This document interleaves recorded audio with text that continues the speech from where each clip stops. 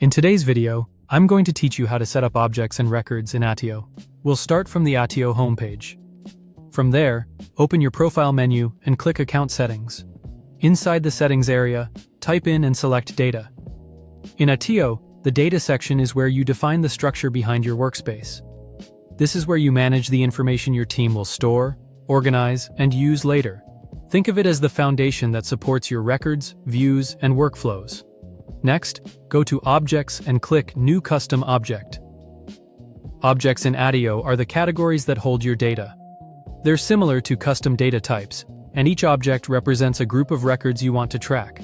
For this example, enter Support Systems as the plural noun. This naming step matters because it determines how the object appears across your workspace, so it's best to use a clear, descriptive label that matches your process. Once that's entered, click Create Object. After the object has been created, go to Attributes. Attributes are the fields inside an object that define what information each record should contain. They help standardize your data so everything stays consistent and searchable. Click Create Attribute, then type Ticket Number. For the attribute type, choose Number, since ticket numbers are typically stored as numeric values. Then click Create Attribute. Now create another attribute. This time, type Priority. This attribute will help identify the urgency or importance of each support item. Set the constraints to Required, so this field must be filled in whenever a record is created. That's a helpful way to improve data quality and make sure important information is never missed. Then click Create Attribute again. Once your object and attributes are ready, go back to Home and open Companies. This is where we move into Records. In Attio, records are the individual entries stored inside an object or collection.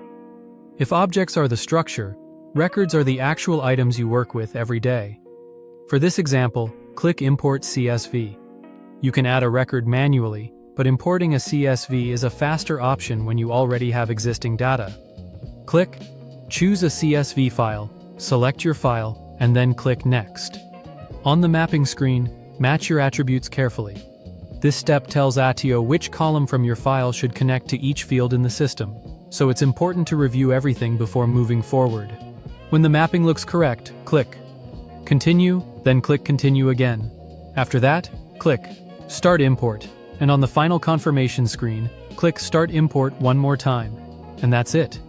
You've created a custom object, added useful attributes, and imported records into Attio. That's the basic process for setting up structured data you can actually use and scale. Subscribe for more.